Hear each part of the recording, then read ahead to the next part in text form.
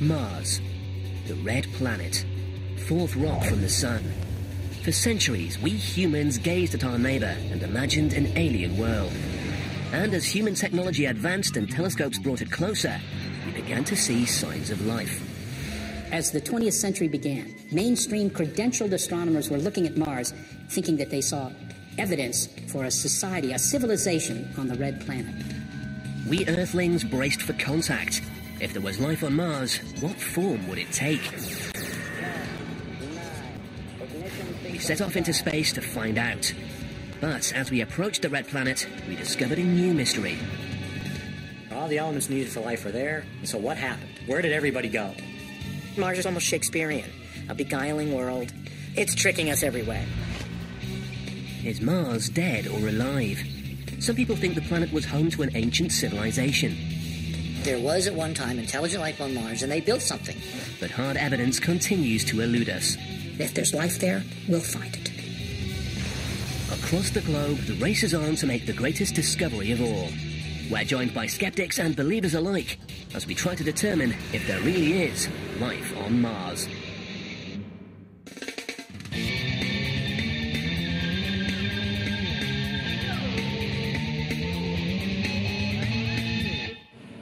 Should anyone be planning a trip to the planet Mars, here are a few travel tips you might like to consider in order to make your journey as comfortable as possible.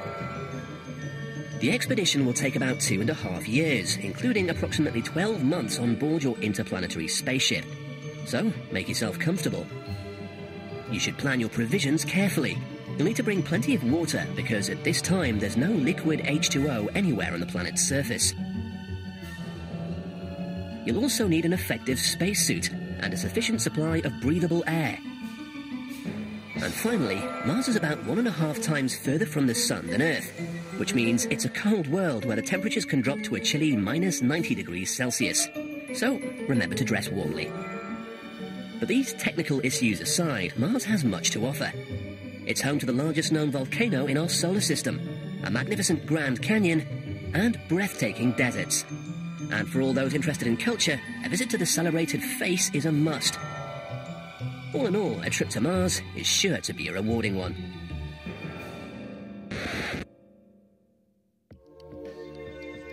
In fact, without ever stepping foot on Mars, we know a lot about this distant planet. But what we don't know is whether or not it contains life. When the first astronauts eventually do arrive on Mars, who or what will they find?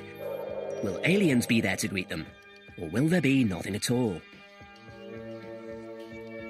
The question of whether there's life on Mars is a fundamental one, because it's synonymous with the question of whether or not we're alone in the universe. If we go to Mars and find evidence that there was life on Mars or is life on Mars, then we'd be able to say that in our own solar system, life appeared twice. And I think that would be convincing evidence that the universe is full of life. Discovering life on Mars could also reveal a lot about our own existence. We have one kind of life adapted to one planet, even with all of its diversity.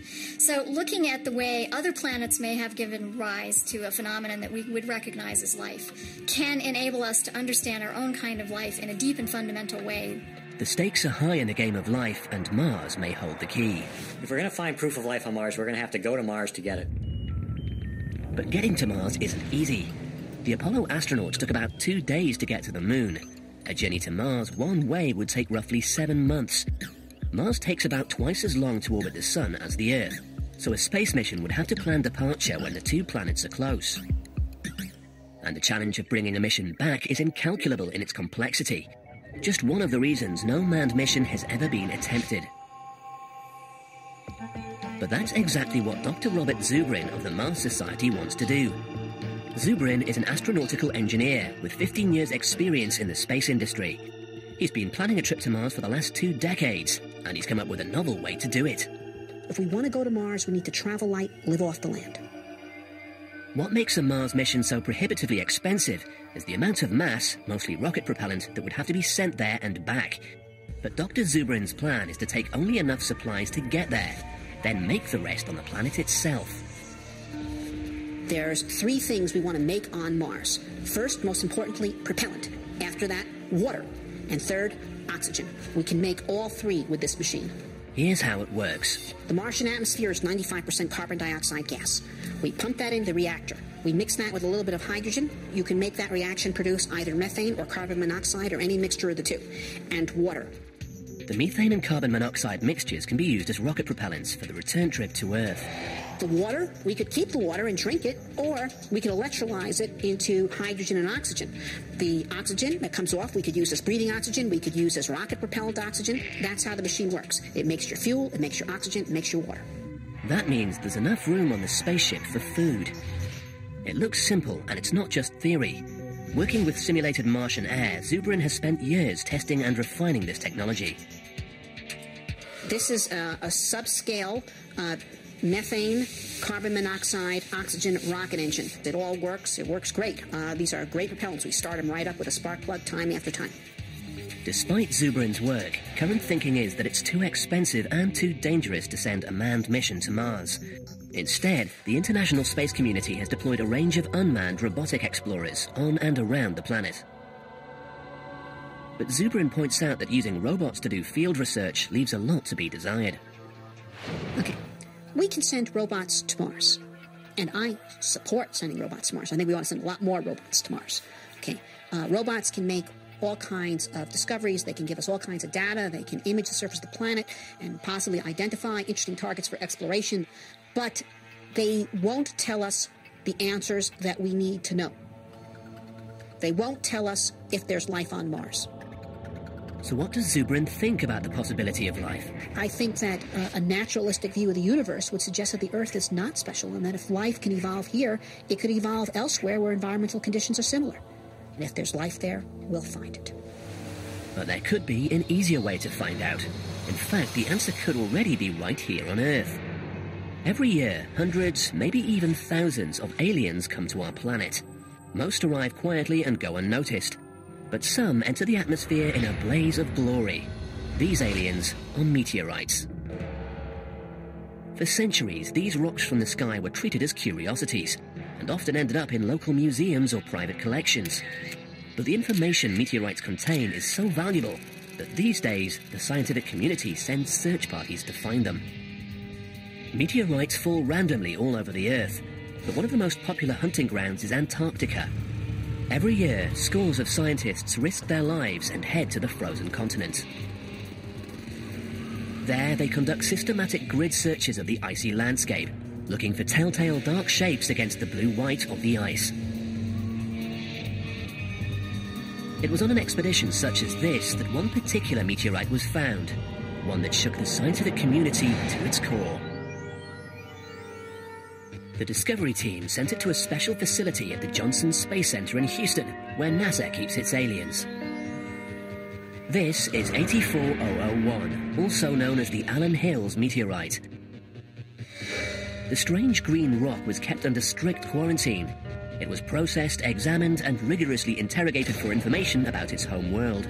And although it took 10 years, investigators finally learned the truth. This rock came from Mars, and it had a secret to tell. Today, Rock 84001 speaks to us across all those billions of years and millions of miles. It speaks of the possibility of life. The best evidence of life on Mars may not be hidden deep within alien rock at all. There are some people who believe that a vital clue is staring us right in the face. Richard Hoagland has dedicated his life to examining imagery transmitted to Earth from various Mars orbiters, surveillance systems that have circled the red planet for over 30 years. In the first pictures that the 1976 Viking orbiters sent back from the planet's surface, Hoagland saw something incredible. I looked at this and it was like, oh my God. This thing had symmetry, it had proportion, it looked like a statue. Hoagland is referring to this remarkable image, a face-like structure the size of several city blocks. And that's not all Hoagland thought he saw. There were other structures surrounding the icon, eroded by time, that resembled the ruins of a monumental city.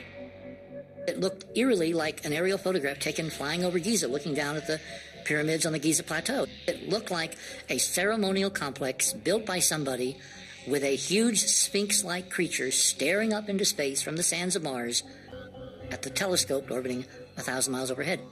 Somebody was down there, and they cared enough to leave the very best. Over the years, Hoagland's theory has raised a few eyebrows. But did life on Mars really exist? Was there once an ancient civilization of alien life forms? And if so, where did they go? The idea that Mars was occupied by a race of intelligent extraterrestrials came not from science fiction, but science fact. In the early days of humankind, Mars burned faintly red in the night sky, leading some to equate it with a mighty god, naturally, the god of war. But then astrologers, using a new contraption called the telescope, determined that some of the lights in the sky could in fact be planets, much like our own. And that meant there might be other civilizations and other life forms out there. The reason Mars became the star attraction was thanks to an Italian astronomer named Giovanni Schiaparelli. In 1877, Schiaparelli trained his telescope on the Martian surface and observed the existence of what he called canali. By this he meant natural channels, but due to an unfortunate translation, channels became canals, which implied man-made structures. The word canal, now applied to Mars, immediately sparked the public imagination. If there were canals on Mars, especially ones big enough to be seen from Earth, then extremely intelligent beings must have built them. The rumour was dramatically compounded by an American astronomer named Percival Lowell. Lowell was a highly respected man of good society who had a profound love of astronomy.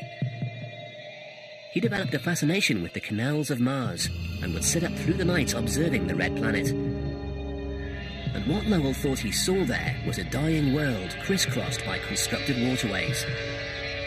Perhaps, he wrote, creatures short on water have built an irrigation system that circled the planet.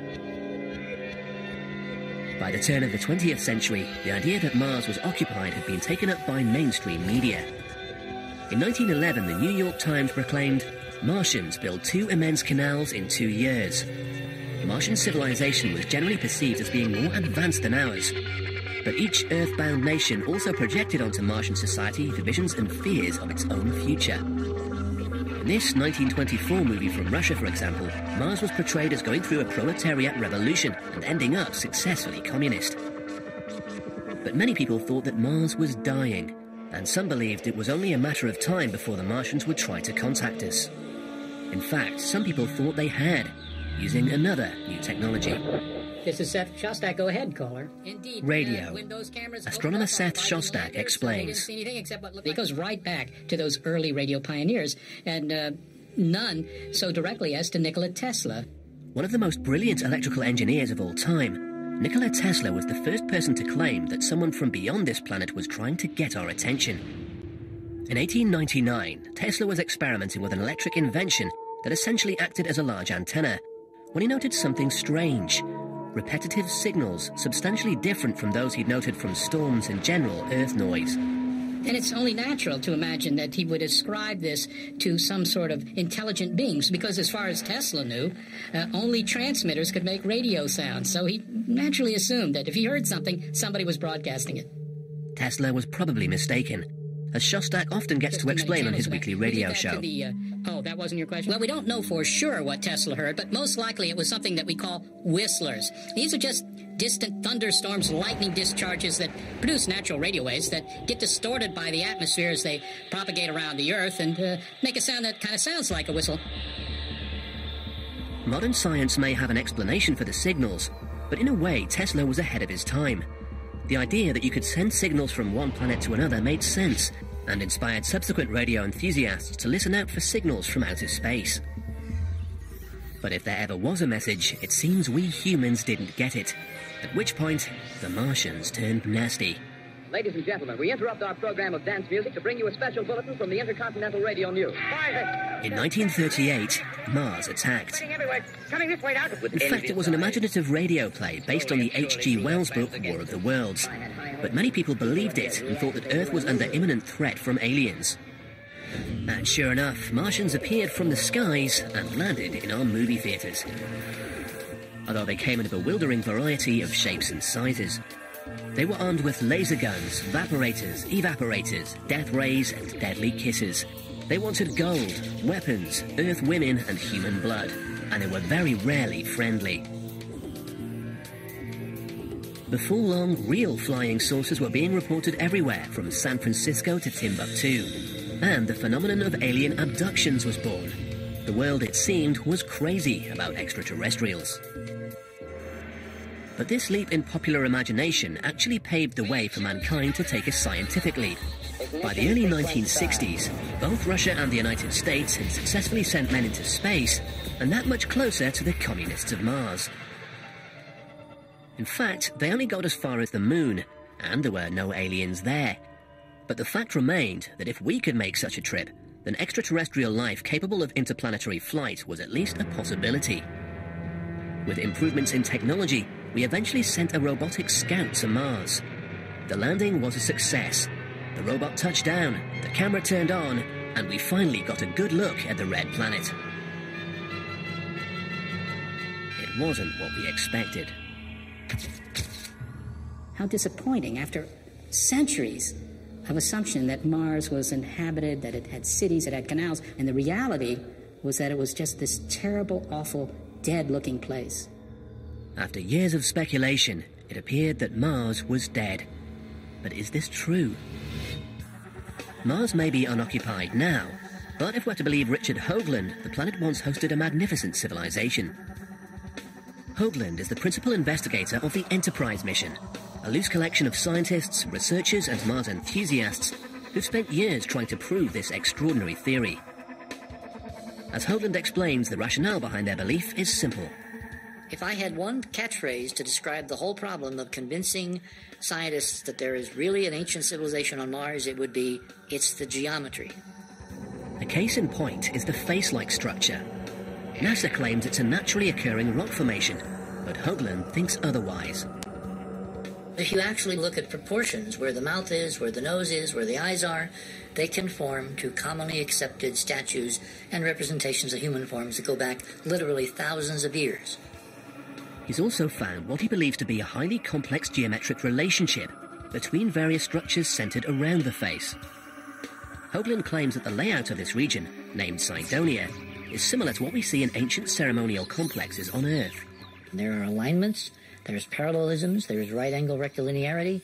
They also appear to have a specific geometric relationship to the face, to another massive structure down here, to other structures. To on prove the his theory, Hoagland and his colleagues have applied a series of computer image analysis programs, looking for things that don't seem to match the surrounding landscape. The face and a couple of other structures register as anomalies, which he claims implies they're artificial constructions. This is the real image, and this is the fractal representation. And again, it's the signal strength is basically the brightness. Strictly speaking, a computer will simply find what you program it to look for. It can't determine whether or not an artifact is natural. But Hoagland claims there are some things we can see for ourselves. This pyramid, for example, appears to have a perfect tetrahedral form with an accurate apex and sharp angles. This unquestionably had to be made by someone, because nature does not produce this kind of structure. If we were to land someday, find the entrances to this thing, walk inside, because if the exterior is preserved in this extraordinarily pristine form, imagine what waits us on the inside. But if there was a civilization, what happened to it? That's where things get interesting, but that's where we obviously cross the line from science to speculation. We have no ground truth, unfortunately. Hoagland thinks that NASA hasn't investigated these claims because the government is hiding something. I believe there's a cover-up. Call it a conspiracy if you will, except they're not called conspiracies, they're called policies. According to Hoagland, it all goes back to an obscure Brookings Institution study commissioned by NASA and published in 1960. There is a section devoted to the implications of NASA's discovery of extraterrestrial life. And the document recommended that if we were to discover, i.e. NASA were to discover evidence of extraterrestrials, that it should be basically kept secret, because it had the potential, at the limit, to destroy civilization. The argument appears to be that where one civilization comes into contact with another that's more technologically advanced, the first civilization's in trouble. So could the US government be covering up aliens to prevent a societal meltdown? In fact, all the Brookings report really suggested was that we should do more studies. Hardly sinister stuff. Seth Shostak also thinks that there's a fundamental flaw in Hoagland's cover-up theory. Well, doggone it, if the aliens are really here and they're really advanced and they're really malevolent, as they could conceivably be, then it really doesn't matter what the government does it? This is Bambi meets Godzilla, and Godzilla's going to win.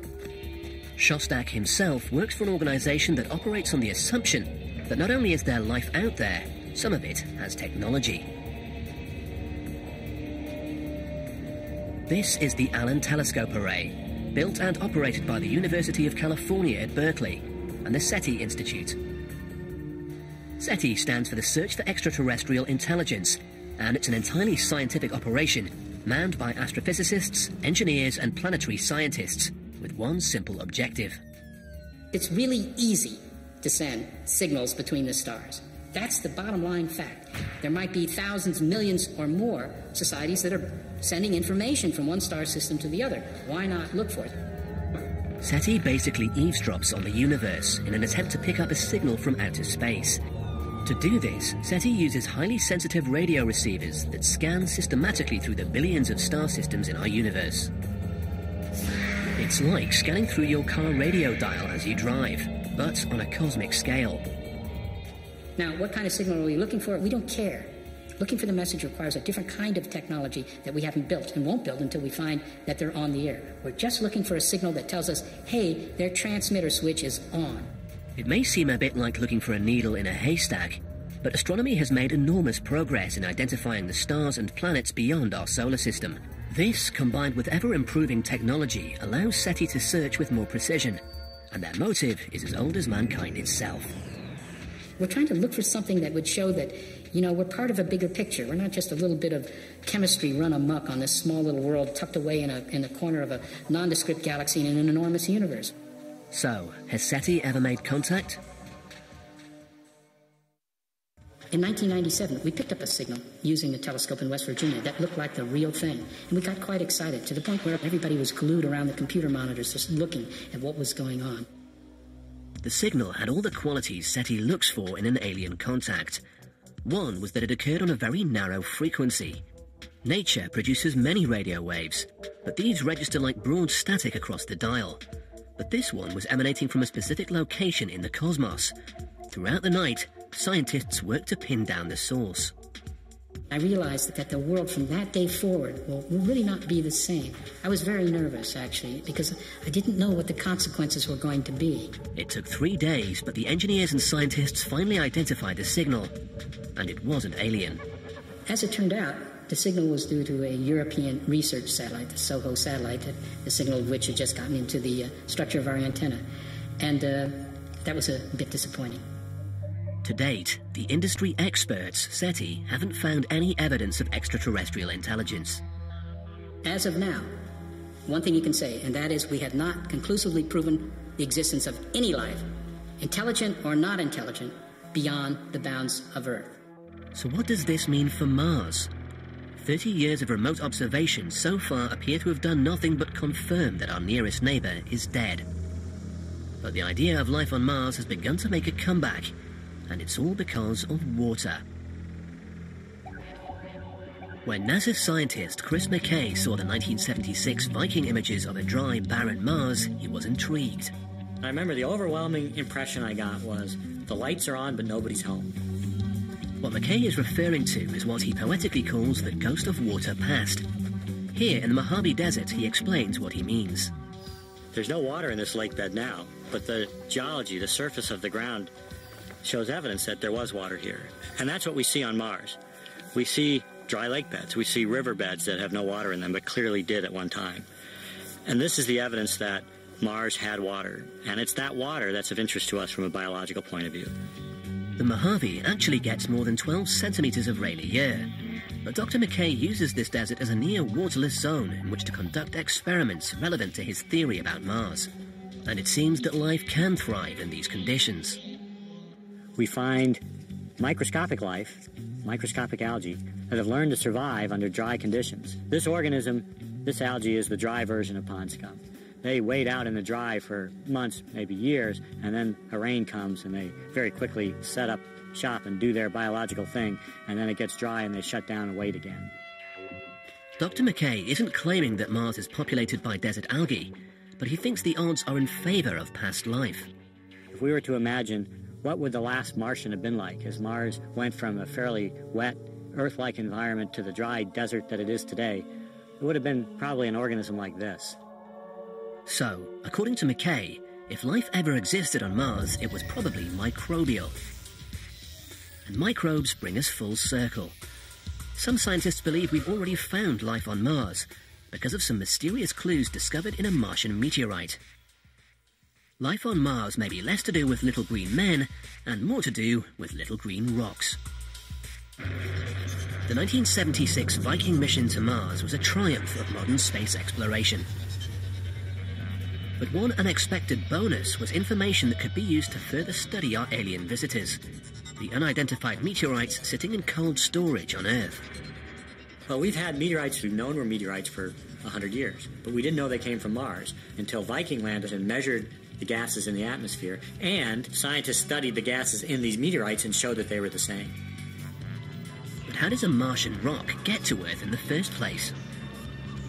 Scientists think that an explosion, probably caused by the impact of an asteroid hitting Mars, blasts a rock off the planet and into space. It then hurtles around our solar system until, if it's very lucky, it gets caught by the gravity of our planet and plunges to Earth. For NASA scientist Dr. Everett Gibson, these meteorites have sparked a remarkable voyage of discovery. For one to have life, you have to have the presence of water, you have to have the presence of carbon, you have to have an energy source, and you have to have geological processes. All of these four fundamental things are seen within the Martian meteorites. So, the conditions could be right for life to exist on Mars, perhaps in the past. And it seemed that NASA was about to prove it, thanks to that odd little meteorite, 84001, from Mars. 600 million years after this rock was formed in the crust of Mars, you get water percolating through the rocks, saturated in carbon dioxide from the Martian atmosphere. As the water basically evaporates away, it potentially leaves the carbonate behind. The meteorite confirmed that Mars had once been wet, but there was more. The carbonates contain organic matter. The carbonates contained an iron oxide mineral, magnetite. Here on Earth, magnetite, essentially magnetic crystals, is often produced by microscopic life forms. The investigators then looked even closer using the most powerful microscope at their disposal and got an even bigger surprise. They saw what looked like minute worm-shaped structures. The scientists were elated, but cautious. We said one explanation could have been biology operating. Could have been the signatures of something like a life process. Was this all finally confirmation that there was life on Mars? From the moment they were first announced, the microbes have been controversial.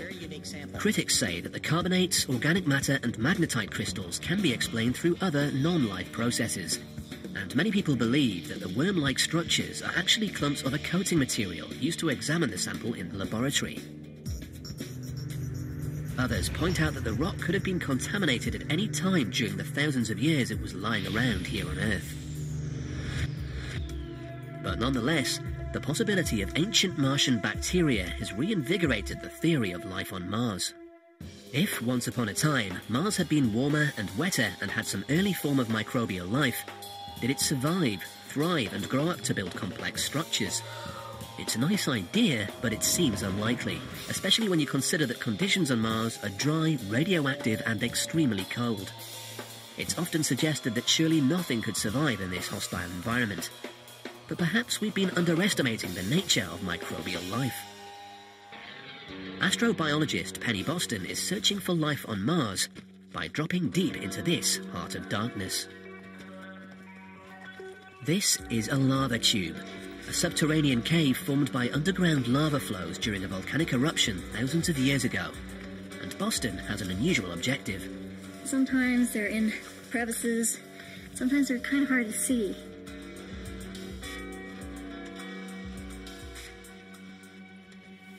Ah, there's one. This is an extremophile. We're looking for what we astrobiologists call extremophiles in this environment, and that means that they're organisms that are living in very difficult conditions. In this particular case, these organisms are living in a very cold cave right around freezing. They are making their living without benefit of sunlight, and there's almost nothing to eat in this cave. In recent years, scientists have discovered tenacious microorganisms living in all forms of extreme environment. And if they can do it on Earth, why not on Mars? We think that Mars is covered with lava tubes. We believe that by looking at organisms that live in these extreme circumstances on Earth, we can learn a lot more on Mars, and that similar Martian organisms may be able to persist on Mars in places very similar to this lava tube. To find out, Dr. Boston has created her own little Mars environment biospheres. Essentially, she's exposing a range of microscopic Earth life forms to a variety of elements that can be expected on Mars. They have been subjected to Mars-like levels of high ultraviolet radiation and Mars-like temperature cycles. We have given them atmospheric compositions from very low levels of carbon dioxide with nothing else to perhaps 1/10 the density of Earth's atmosphere, and tested them under those conditions. So far, she's isolated 36 different strains of organism that thrive quite happily, meaning that in theory at least, life could survive the harsh conditions of Mars. But there's one problem. There's one thing for sure that we know, and that is that all forms of life on our planet require liquid water. We don't know if that's going to be true on other planets, but we think that where there's going to be life, there's going to have to be water. This simple fact has helped scientists in the 21st century refine the search for life on Mars into a comprehensive strategy. Dr. Jim Garvin is chief scientist at the Goddard Space Center and a veteran of NASA's Mars exploration program. NASA uses a term, follow the water. Following the history and record and abundance and inventory of water is a wonderful way to search for something as tough, perhaps elusive, as life. We already know that Mars was wet in its ancient past and has reservoirs of ice in its polar caps. But using remote sensing technology, NASA has found what could be evidence of a modern water cycle. We've discovered tens of thousands of hillside gullies that clearly released a fluid, likely liquid water, in the extremely recent geological past. Scientists have also discovered that Mars has a vast underground reservoir of ice, spanning about 30% of the planet. The reservoir of water under the surface may include liquid zones. They may be liquid under the ice caps. They may be liquid hundreds of meters deep. They may be liquid tens of meters deep. All that points to a modern liquid water cycle on Mars. Where there's water, there could be life. And when it comes to the question of life, Dr. Garvin is a believer. Absence of life in all senses of the word throughout time on Mars. Is that a possibility? I actually believe not. All the right building blocks, initial conditions, the same that we think persisted in early Earth, must have been at Mars. So, the tale of two planets. Where do they diverge? This is what drives the international space community to take aim at Mars. Over the past 30 years, dozens of unmanned missions have been launched. But the red planet has become something of a Bermuda Triangle, with roughly 2/3 of all missions ending in failure. Given the danger and high cost, plans for a manned mission have been delayed for decades. But Dr. Bob Zubrin refuses to let the dream go. NASA had plans to send people to Mars by 1981. Those plans were credible. We should have been on Mars a quarter century ago. Bob Zubrin is president of the Mars Society, a coalition of scientists from all walks of the international space community. The society has been lobbying Congress, NASA and the government for years, determined to keep Mars exploration on the radar screen. And Zubrin has been making his own preparations. The Mars Society has set up Mars analog habitation modules in the deserts of Utah and the remote landscape of Devon Island in Canada. What we're doing at these stations are really what someone would call operations research. We're trying to find out what field tactics and techniques would be most usefully applied on Mars, what technologies would be most useful to the crew. Zubrin has more in mind than a quick trip across space. He plans to colonize the planet. We're going to Mars because Mars is the planet that has on it the resources needed to support life, and therefore potentially someday human civilization. For Zubrin, Mars is the new frontier. Whether or not there has been life on Mars, whether or not there is life on Mars, there will be life on Mars. And it will be us. There's still the mystery of the pyramids, the supposed signatures of an ancient Martian civilization. What if the beings that built the face are coming back? Could the enigmatic face in the hills of Cydonia really be a calling card from a lost civilization? Ironically enough, we might pick up some clues at the World Science Fiction Convention in Southern California. We're not here to look for Martian monument builders. Rather, we've come to meet astronomer Phil Plait. Plate's mission is to provide participants with a healthy dose of science fact. And today, he's taking on the face of Mars. Just so we're clear on this, it's a rock that looks like a face. And it's not even that good of a face. It looks like he's got, I don't know. Phil Plait is the creator of Bad Astronomy, a website and book dedicated to exposing what he calls pseudoscience. And he thinks the solution to this Martian riddle is simple. There's a trait called pareidolia, and it is the tendency to see faces in random patterns, and we see this all the time. But whatever the reason, Phil Plait thinks we can't always trust the evidence of our own eyes. Our brains don't like random patterns. They want to find some sort of real pattern in the noise, in the randomness, even if it's not there. And so you can just take a collection of dots and you might see a head, or you might see Jesus in it. But that's just your brain trying to find a pattern desperately in something that is patternless. If we take a closer look at the Martian terrain, it appears to be covered with faces. But Plait insists they're just face-like patterns, not monuments to ancient civilizations.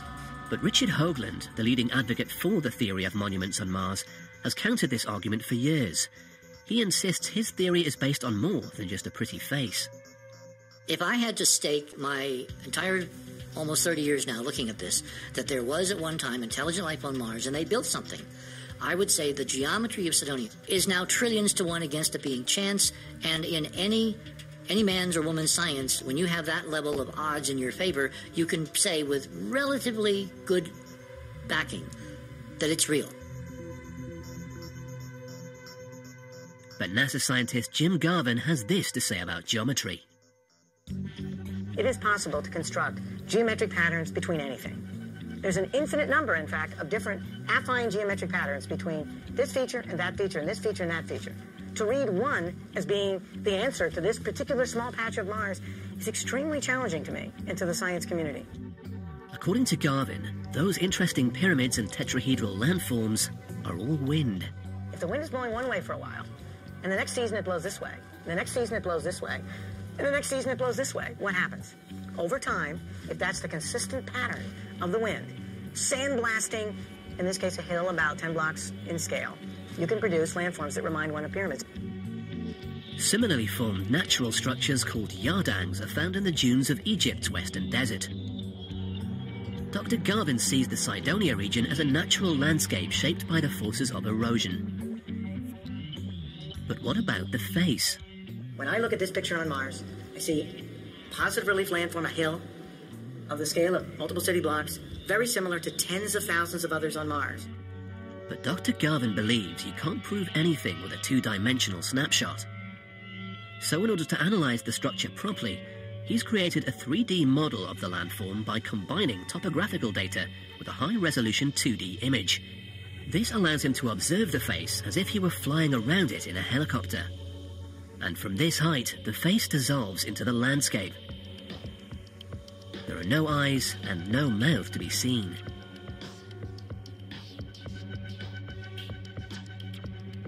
There's a lot of different interesting ways to look at this feature.